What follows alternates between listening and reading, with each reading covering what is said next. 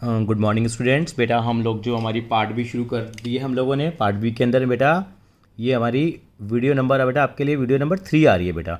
ये video number 3 है और चैप्टर की आखिरी वीडियो होगी बेटा, जिसके अंदर हम फॉर्मेट करेंगे statement of profit and loss का, कि statement of profit and loss का फॉर्मेट हम कैसे बनाते हैं। इसके अंदर में भी आपका छोटे क्वेश्चन पूछे जा सकते हैं। तो statement of profit and loss, statement showing the financial performance of A company. ये हमने पहले भी बात करी थी। Financial performance of A company को उसमें क्या करते हैं, इवैल्यूएट करते हैं। ये हमारा फॉर्मेट है जो हमें याद होना चाहिए, format of statement of profit and loss. ये फॉर्मेट है जिसके अंदर में हम लोग प्रॉफिट एंड लॉस अकाउंट की जगह ये अकाउंट बनाते हैं। ये पर्टिकुलर है, ये नॉट नंबर है। ये 2 सालों के पीरियड के बनते हैं, लेकिन हम 1 ही साल का बनाएंगे। 2 साल का तब बनाते हैं जब कंपैरिजन वगैरह करना हो। तो सबसे पहले यहाँ पे आता है, मैं इसको बना के भी दिखाऊंगा। रेवेन्यू फ्रॉम ऑपरेशन आता है, अदर इनकम आता है, दोनों को टोटल करते हैं तो टोटल रेवेन्यू आ जाता है।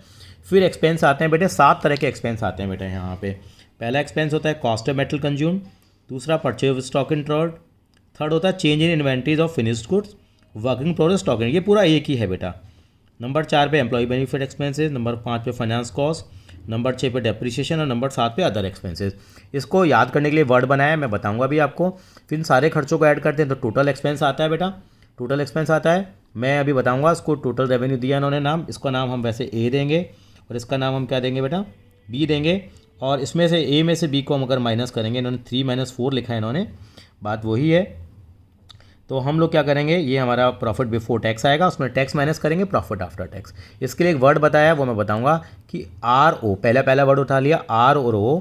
यहाँ उठाया मैंने, इसका पहला वर्ड क्या उठाया बेटा, सी। ये मैंने आर ओ वर्ड उठाया है। उसके बाद सी, उसके बाद क्या वर्ड उठाया मैंने, पी। उसके बाद फिर मैंने सी वर्ड उठाया, ये इकट्ठा ही है, डब्ल्यू का कोई मतलब नहीं है क्योंकि पूरा एक साथ लिया जाएगा। फिर ई लिखाया जाएगा, फिर यहाँ पे एफ उठा लिया मैंने, फिर मैंने डी उठा लिया और फिर मैंने ओ उठा लिया। यानी कि 1 2 3 4 5 6 7। तो इसके लिए वर्ड बनाएंगे बेटा। आजकल आपको मालूम है सब जगह पानी की प्रॉब्लम हो रही है, और यानी कि पहले आरओ का पानी उठाने के लिए, आरओ का पानी पीने के लिए छत पर चढ़ी एक फीमेल दबंग ऑफिसर। क्या वर्ड बनाया बेटा, कौन सा पानी पीने के लिए, आरओ का पानी पीने के लिए। छत, आप लिखते जाइए साथ में, छत पर चढ़ी एक फीमेल दबंग ऑफिसर। छत पर चढ़ी एक फीमेल दबंग ऑफिसर, हो गया याद। तो ये टोटल रेवेन्यू निकालने के लिए आरओ, ये एक्सपेंस के लिए छत पर चढ़ी एक फीमेल दबंग ऑफिसर, और जो आएगा इसमें से इसको माइनस कर लेंगे तो हमारा प्रॉफिट बिफोर टैक्स आ जाएगा। फिर टैक्स माइनस करेंगे तो प्रॉफिट आफ्टर टैक्स आ जाएगा। मैं इस फॉर्मेट को बना के भी दिखाऊंगा, जैसे मैंने आपको बैलेंस शीट का फॉर्मेट बनाया था। तो छत का मतलब cost of metal consume, P का मतलब परचेज और स्टॉक इन ट्रेड, और सी का मतलब छत पर चढ़ी, चढ़ी का मतलब चेंज देखेंगे इन्वेंट्रीज में हम लोग क्या क्या है। फिर ई का मतलब एम्प्लॉय बेनिफिट एक्सपेंसेस, एफ का मतलब फाइनेंस कॉस्ट, डी का मतलब डेप्रिसिएशन अमोर्टाइजेशन, और ओ का मतलब हमेशा से मालूम अदर एक्सपेंसेस हैं। तो ये फॉर्मेट पहले मैं बना के दिखाता हूँ, ये फॉर्मेट बड़ा आपके काम आने वाला है। तो कैसे बनाएंगे फॉर्मेट, तो एक बार देख लेते हैं। फॉर्मेट बनाने का तरीका, हाथ आपका सेट हो जाएगा जैसे आपको बैलेंस शीट ने बताया था। तो यहाँ पे इसको क्या बोलते हैं, बोले स्टेटमेंट ऑफ इनकम बोलते हैं बेटा। इसका हेडिंग क्या डालेगा बेटा, यस स्टेटमेंट ऑफ इनकम, और फिर लिखेंगे फॉर द पीरियड ऑफ, ये जो भी पीरियड होगा लिख देंगे, फॉर द ईयर एंडेड, जो भी होगा। हम क्या मान के चल रहे हैं बेटा, 31 मार्च 2020। तो ये इसका बेटा हेडिंग बनता है। तो यहाँ पे हमेशा ये मेजर हेडिंग बन गया, ये नोट नंबर बनेगा और यहाँ अमाउंट आएंगे। 2 साल का होता है तो हम लोग कंपैरिजन करना होता है तब बनाते हैं बेटा, ठीक है बेटा। यहाँ पे हम अमाउंट लिखेंगे बेटा, यहाँ पे क्या लिखेंगे, नोट नंबर लिखेंगे, और यहाँ पे क्या आ जाएगा बेटा, जैसे एज यूजुअल आता है पर्टिकुलर्स आता है। तो मैं वर्ड भी लिखूंगा साथ साथ में। तो यहाँ पे सबसे पहले क्या लिखते हैं बेटा, हम लिखते हैं revenue from operation. Revenue from operation का मतलब मेन इनकम का सोर्स होता है जिसमें सेल्स आती है मेनली कहना जाए तो। उसके बाद हम क्या लिखते हैं बेटा, अदर इनकम, जो भी बाकी छुटपुट की जो इनकम होती है, जो भी जैसे स्क्रैप बेच दिया उससे इनकम हो गई, डिविडेंड से इनकम हो गई, इंटरेस्ट से मिलकर इनकम हो गई, क्योंकि ये मेजर इनकम नहीं होती है। इनको ऐड करेंगे। इनको लिखने के बाद आपके पास केबीसी का एक पड़ाव आ गया। मान लीजिए इन दोनों को ऐड करेंगे, ऐड करने के बाद जो आएगा उसका नाम देते हैं बेटा हम क्या, टोटल रेवेन्यू। क्या बोलते हैं बेटा, टोटल रेवेन्यू वर्ड बोलूँगा। उसके बाद मेरे पास क्या आते हैं बेटा, अब हेडिंग आता है रेवेन्यू फ्रॉम ऑपरेशन करने के बाद। अब मेरे पास सारे के सारे एक्सपेंस आएंगे। यहाँ पे मैं वर्ड एक्सपेंस लिख देता हूँ, यहाँ 1 2 3 4 5 6 7 तक मैं लिखूँगा। इसके लिए वर्ड बनाया था हम लोगों ने, अभी बात भी करेंगे इसके ऊपर हम लोग कि छत पर चढ़ी एक फीमेल दबंग ऑफिसर का मतलब क्या है। क्या आएगा, छत पर चढ़ी एक फीमेल दबंग ऑफिसर, मैंने यहाँ लिख दिया बेटा यहाँ पे, ठीक है, ताकि आपको याद रहे। और ये RO का मतलब, RO का वाटर पीने के लिए RO वाटर, RO मैंने लिख दिया। RO का वाटर पीने के लिए क्या करिए बेटा, यहाँ पे क्या लिखा हम लोगों ने, छत पर चढ़ी एक फीमेल दबंग ऑफिसर। याद रखने का तरीका, छत पर चढ़ी एक फीमेल दबंग ऑफिसर। तो इस तरीके से हम इसको क्या कर सकते हैं बेटा, याद कर देते हैं। और भी कई फ़नी वे याद करने के लिए, कनाट प्लेस चल एक फूल दूंगा रोज, ठीक है, रोज को आप यहाँ से उल्टा समझ सकते हो, कनाट प्लेस चल एक फूल दूंगा रोज। तो वैसे याद कर सकते हैं, but this is very funny. छत पर चढ़ी एक फीमेल दबंग ऑफिसर होती हैं, आप देखते हैं, तो वो छत पे चढ़ सकती हैं पानी पीने के लिए। सी का मतलब क्या था बेटा, यहाँ पे सबसे पहले लिखते हैं कॉस्ट ऑफ मेटेरियल कंज्यूम। सी का मतलब क्या है बेटा, कॉस्ट ऑफ मटेरियल कंज्यूम्ड है। और समझाने के लिए बता देता हूँ, उसका फॉर्मूला मैं हमेशा लिखता हूँ O + P - C, opening plus purchases minus closing. Consumption का फॉर्मूला हम लोगों ने NPO वाले चैप्टर में भी किया हुआ है, opening plus purchase minus closing. फिर P का मतलब होता है yes purchase of stock in trade, purchase of stock in trade, जो आप स्टॉक, जो रेडीमेड जो स्टॉक जो खरीदते हैं, यानी ट्रेडिंग वाला जो स्टॉक है वो आता है। सी का मतलब क्या होता है, सी का मतलब होता है चेंजेज इन, मैं शॉर्टकट में लिखूंगा change in inventories. Change in inventory, किस किस की इन्वेंट्री में चेंज आता है बेटा, फिनिश गुड्स आएगा, और हमारे पास वर्किंग प्रोग्रेस आएगा, और stock in trade. Stock in trade, इन तीनों चीज़ों की जो इन्वेंट्री में जो बदलाव आएगा वो यहाँ लिखा जाएगा। सर रॉ मटेरियल का नहीं लिखा जाएगा, कि रॉ मटेरियल का ऑलरेडी वहाँ पे मेरा ऑलरेडी कवर हो चुका है। अब ई का मतलब क्या आएगा बेटा, यहाँ पे आएगा एम्प्लॉई बेनिफिट एक्सपेंसेस। ये हेड आपको पूरा ऐसे कैसे याद होना चाहिए, आपसे छोटे क्वेश्चन पूछे जा सकते हैं। फिर एफ का मतलब फाइनेंस कॉस्ट। तो एम्प्लॉय बेनिफिट एक्सपेंसेस में क्या होता है, अच्छा इसका फॉर्मूला और लिख दूँ मैं, इसका होता है ओपनिंग माइनस क्लोजिंग। सिंपल सा लॉजिक है, ओपनिंग में से क्लोजिंग माइनस करोगे तो चेंज आ जाएगा आपका इन्वेंट्री में। एम्प्लॉय बेनिफिट एक्सपेंसेस, जो एम्प्लॉय को बेनिफिट देते हैं, उनको आप सैलरी दे रहे हैं, आप वेजेस दे रहे हैं, उनको और ग्रेचुटी का बेनिफिट दे रहे हैं, या आप कोई बेनिफिट दे रहे हैं, आप उनको कोई कन्वेंस का बेनिफिट है, मेडिकल का बेनिफिट है, वो सारे आ जाएंगे। फाइनेंस कॉस्ट, फाइनेंस का ब्याज बट्टे का काम आ गया, ब्याज बट्टे की है, कोई भी आपकी कॉस्ट यहाँ पे आ रही है, इंटरेस्ट से रिलेटेड है, ठीक है, आपने इंटरेस्ट पे किया, लोन पे, डिवेंचर पे आपने पे किया, ठीक है, वो सारा का सारा हमारा आ जाएगा फाइनेंस कॉस्ट में। डी का मतलब आता है डेप्रिशिएशन एंड अमोर्टाइजेशन। सर ये वर्ड पहली बार सुना है, डेप्रिशिएशन नहीं सर सुन रखा है, डेप्रिशिएशन अमोर्टाइजेशन वर्ड पहली बार सुना है। अमोर्टाइजेशन इंटेंजिबल एसेट्स के लिए होता है, क्लास 11 में था वैसे, तो वाई पूछ लेते हैं। Depreciation is respect of tangible और amortisation is respect of intangible assets आता है। सर ओ का मतलब क्या हो गया, ओ का मतलब हो गया अदर एक्सपेंसेस, जो इन 6 में नहीं आएगी, गरीबों की एक जगह वहाँ पर अदर एक्सपेंसेस आ जाएंगे। यानी कि हम लोगों के ये 7 लाइन आइटम बोलते हैं इनको हम लोग, they are known as the line item. बिल्कुल डिस्कस करेंगे, फॉर्मेट है, आप इसकी प्रैक्टिस करेंगे, इन सबको भी एक्सपेंस को ऐड कर लेंगे तो हमारे पास इसको बोलते हैं बी, दूसरा पड़ा हुआ आएगा, इसको बोल देते हैं टोटल एक्सपेंस। क्या आ गया बेटा, टोटल एक्सपेंस। अब टोटल रेवेन्यू में से टोटल एक्सपेंस जाएगा तो आपको मालूम है प्रॉफिट आ जाएगा, इसको बोलते हैं प्रॉफिट बिफोर टैक्स। उसका हो जाता है ए माइनस बी, यानी कि टोटल रेवेन्यू में से टोटल एक्सपेंस को माइनस करेंगे और इसमें से फिर माइनस कर देते हैं टैक्स को, माइनस कर देते हैं तो हमारे पास प्रॉफिट आफ्टर टैक्स आ जाता है, या बोल देते हैं प्रॉफिट और loss for the period. Profit after tax हम लिख देंगे। तो एक बार मैं इस तरह से बना देता हूँ, ये आप इसका स्क्रीनशॉट ले लीजिए बेटा, एक बार ये स्क्रीनशॉट ले लीजिए, ये स्टेटमेंट ऑफ इनकम का है, इसके लिए एक हमने वर्ड बनाया है। क्या करने के लिए बेटा, ये बार बार रिपीट कर रहा हूँ, RO का पानी पीने के लिए, RO छत पर चढ़ी एक फीमेल दबंग ऑफिसर। तो ये हमारा उस तरीके से हम कर सकते हैं, ये हमारा इनकम स्टेटमेंट का फॉर्मेट है। तो हमसे ही पूछा जाएगा कि रेवेन्यू फ्रॉम ऑपरेशन में क्या क्या आइटम आती है, आप मुझसे एक वादा करेंगे, आप इस फॉर्मेट को दोबारा बनाएंगे जैसे आपने बैलेंस शीट के लिए करा था, और इस फॉर्मेट को बनाते समय इसके अंदर जो चीज़ें आती हैं ना, थोड़ा सा उसको हम इधर शिफ्ट कर लेंगे, जो उसके अंदर जो छोटी छोटी चीज़ें आती हैं इसमें क्या क्या आएगा वो यहाँ साइड में लिख लेंगे, ताकि आपको जब आप क्वेश्चन आपसे पूछे जाएँ कि डेप्रिसिएशन अमोर्टाइजेशन में क्या आता है, फाइनेंस कॉस्ट में क्या आता है, एम्प्लॉय बेनिफिट एक्सपेंस में क्या आता है, तो आपको ये मालूम होना चाहिए। तो ये आप ये प्रॉमिस करेंगे, और जैसे आपने कहा था बैलेंस शीट में हम करेंगे वैसे यहाँ भी आप करके दिखाएंगे, क्योंकि ये चैप्टर जो है चैप्टर 2 तो थ्योरेटिकल है, चैप्टर 3 में दोनों काम आएंगे, बैलेंस शीट का फॉर्मेट भी और हमारा इनकम स्टेटमेंट का फॉर्मेट भी। चलिए मैं बुक के साथ में इनको डिटेल में लेके आ रहा हूँ चीज़ों को। आई होप आपने स्क्रीनशॉट ले लिया होगा। अब आगे चलते हैं बेटा। उसके बाद हमारे पास आता है बेटा यहाँ पे क्या क्या चीज़ें आएंगी। इन्होंने एक थोड़ा सा देखो हमें लुक दिया है, ये हमें ऐसा कुछ नहीं करना। Let us understand the statement of P&L। देखिए ये चीज़ आ गया, 2 सालों का कंपैरिजन किया। देखो टोटल रेवेन्यू आ गया, टोटल एक्सपेंस आ गया, प्रॉफिट बिफोर टैक्स ये आ गया। ये नोट्स टू अकाउंट है, इनकी जो डिटेल जो चाहिए थी इनकी, तो डिटेल उन्होंने यहाँ पे नीचे की तरफ प्रोवाइड कर दी। ये हमें ऐसा कुछ बनाना करना नहीं है। अब हम डिटेल में बात करेंगे कि आखिर इन चीज़ों के अंदर में आता क्या क्या है। Heads and content of the financial statement और प्रॉफिट और लॉस। सबसे पहले रेवेन्यू फ्रॉम ऑपरेशन में क्या की जाती है, मोटा मोटा जो आपका मेन सोर्स ऑफ रेवेन्यू होता है, यानी means revenue earned by the company from its operating activities. जो मेन काम होता है, activities carried on by the company to earn the profit. तो इसमें ध्यान रखना है क्या चीज़ आएगी यहाँ पे। तो मेन इसके अंदर आ जाती है सेल आती है, और सेल भी क्या आती है, सेल माइनस सेल रिटर्न होती है फॉर ए मैन्युफैक्चरिंग कंपनी और ट्रेडिंग कंपनी। और fee earn by the service company, अगर वो सर्विस कंपनी है तो फीस कमाएगी। और interest and dividend earn by the finance company. बड़ा इंपॉर्टेंट पॉइंट है, अगर कोई फाइनेंस कंपनी है तो उसके लिए जो डिविडेंड रिसीव होगा या इंटरेस्ट रिसीव होगा, उसका तो मेन काम हो गया। अब यहाँ सोचिए जो इसका काम ही किसका है, बैंक है, बैंक का तो मेन काम ही क्या है, ब्याज का ही काम है। तो उसके लिए क्या बन जाएगी, वो रेवेन्यू फ्रॉम ऑपरेशन। लेकिन मान लीजिए अग्रवाल मोबाइल स्टोर है कि कोई दुकान है मोबाइल का काम करती है, उसको ब्याज की इनकम हो जाएगी, तो रेवेन्यू फ्रॉम ऑपरेशन नहीं होगा, वो अदर इनकम में आएगा। मैं भी एग्जाम्पल के थ्रू क्लियर करूँगा आपको।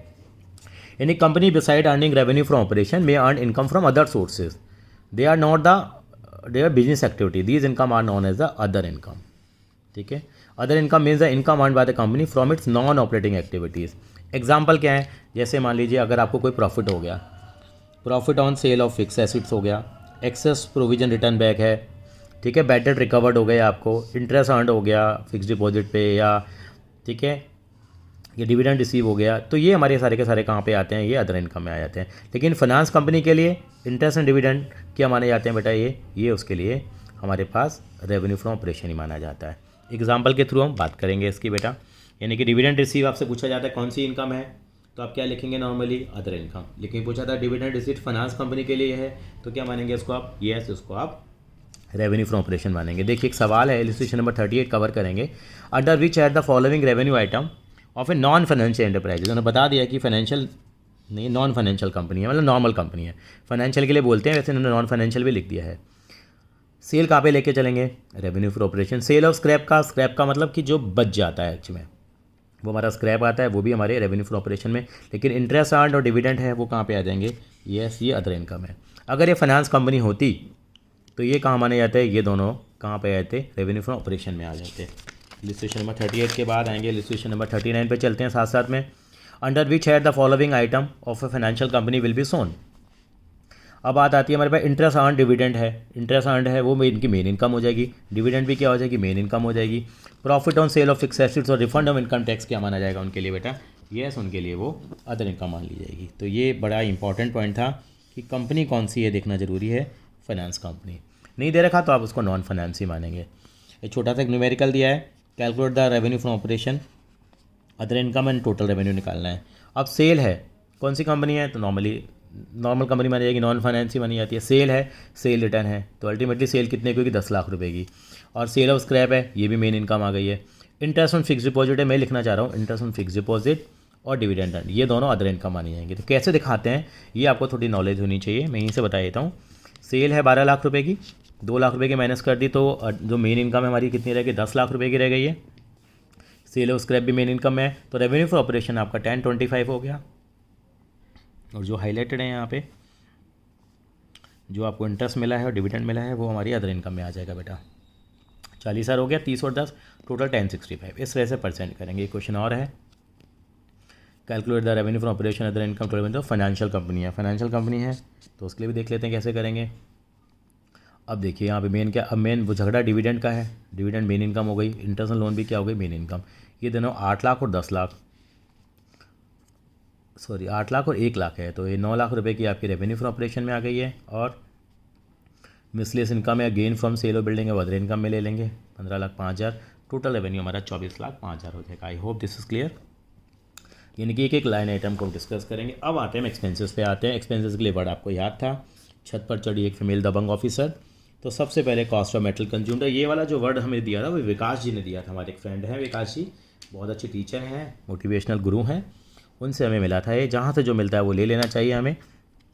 Cost of metal consumed, knowledge का कोई पैमाना नहीं होता। It is the first line entry, first entry और लाइन आइटम, इनको लाइन आइटम बोलते हैं। बड़ा अजीब सा वर्ड है पी&एल में।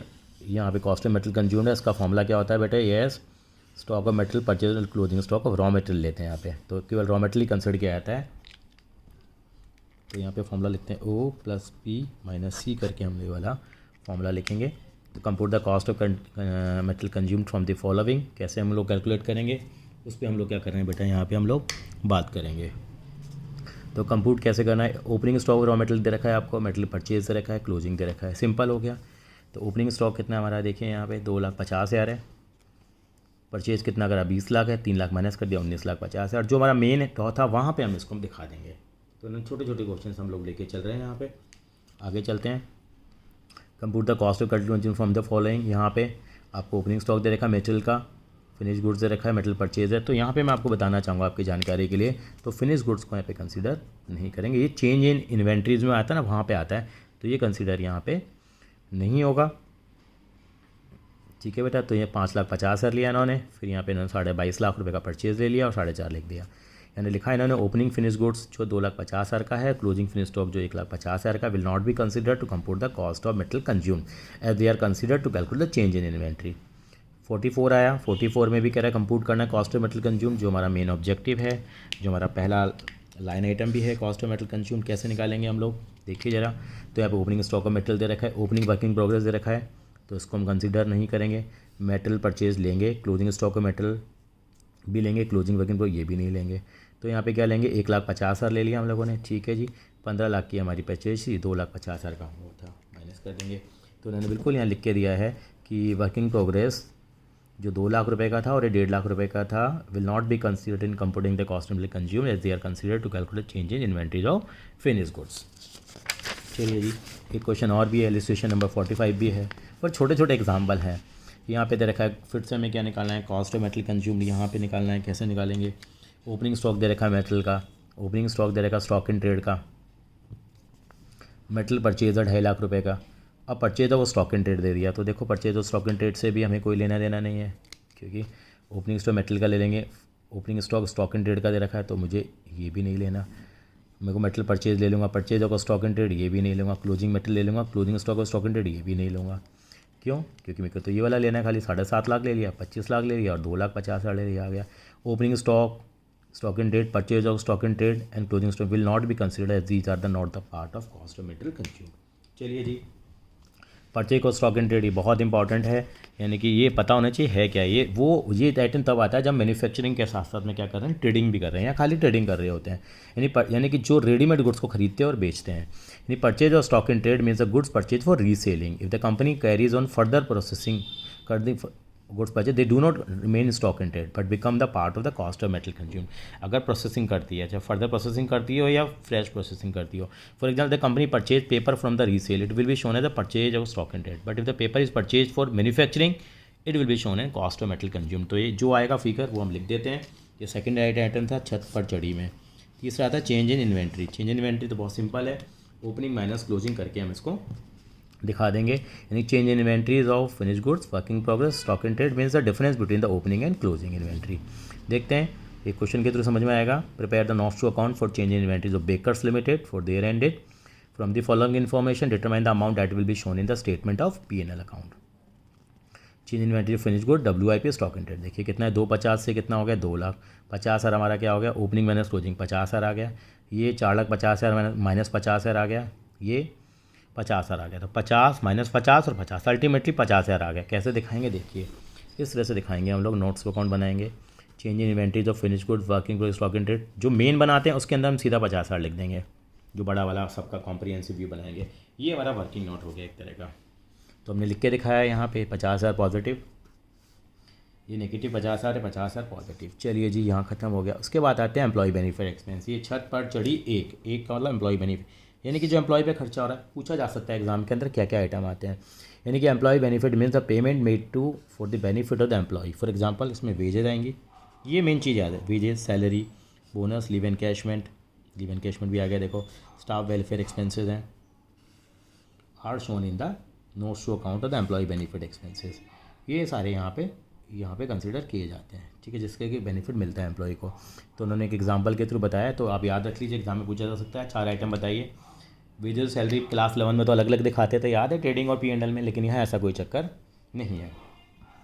ये मैंने नोट्स टू अकाउंट इन्होंने बना रखा है, वैसे ही बताया था इन्होंने कि देखिए तो एम्प्लॉय बेनिफिट इन्होंने यहाँ पे डायरेक्ट और इनडायरेक्ट में इसको अलग अलग कर दिया। वेजेस, बोनस, लीव एनकैशमेंट है, लीव एनकैशमेंट सर यहाँ भी है, बोनस यहाँ भी है, ये मेरे फैक्ट्री वाले वर्कर का हो गया, ये मेरे ऑफिसर का हो गया, अलग अलग कर दिया। तो यहाँ पे इस तरह से बताया था, पर इतना डिटेल में हमारे लिए नहीं है, बस एम्प्लॉय बेनिफिट एक्सपेंसेस पता होने चाहिए। एक तो एग्जाम्पल है, उसके थ्रू हम समझेंगे। Out of the following item which are shown not to account employee benefit expenses, identify करना है। वेजेज आ जाएंगी, बिल्कुल, सैलरी भी आ जाएगी, यस। एंटरटेनमेंट एक्सपेंसेस यहाँ पे नहीं आएगा क्योंकि ये एम्प्लॉय बेनिफिट एक्सपेंसेस का हिस्सा नहीं है। बोनस आ जाएगा, ग्रेचुटी भी आ जाएगी, कन्वेंस एक्सपेंस है, कन्वेंस एक्सपेंस भी नहीं आएगा, इन्होंने ये डिटेल नहीं दिया है हमारे को कुछ इस तरह का। तो this will not be consider in the employee benefit expenses. तो 2 आइटम हैं जो मैं हटा देता हूँ यहाँ से, ये और ये कन्वेंस जो दो आइटम हैं, ये एम्प्लॉय बेनिफिट एक्सपेंसेस का हिस्सा नहीं है, पूछा जा सकता है 1 मार्कर में। From the following information for the year ended 2020 prepare the notes to account on employee benefit expense. तो देखो वेजेस ले लिया जाएगा, यहाँ पे जो ले लिए जाएंगे, सैलरी ले ली जाएगी, एंटरटेनमेंट एक्सपेंसेस है वो नहीं लिया जाएगा, मैं इसको फिर से हाईलाइट कर देता हूँ, जो नहीं लिया जाएगा उसको हाईलाइट कर दिया। बोनस ले लेंगे, ग्रेचुटी पेड ले लेंगे, बताया था ग्रेचुटी का मतलब। कन्वेंस एक्सपेंसेस हैं, कन्वेंस एक्सपेंस नहीं लिए जाएंगे आपके। मेडिकल खर्चे हैं, मेडिकल तो एम्प्लॉय के लिए होता है, तो वो ले लिया जाएगा। तो यहाँ पे क्या करेंगे, देखो 5 चीज़ें ले ली, 2,40,000, 3,60,000, बोनस 50,000, 1 20 और 40,000 टोटल आ गया। अब आते हैं, छत पर चढ़ी एक फीमेल फाइनेंस कॉस्ट का मतलब ब्याज बटे का खर्चा, हमेशा याद रखेंगे। यानी finance cost incurred by the company on the borrowing, loan taken by the company, it include interest paid on borrowing, loan पे, बैंक ओवरड्राफ्ट पे, कैश क्रेडिट पे, जो भी हम लोगों ने इंटरेस्ट पे किया है, from bank and from others.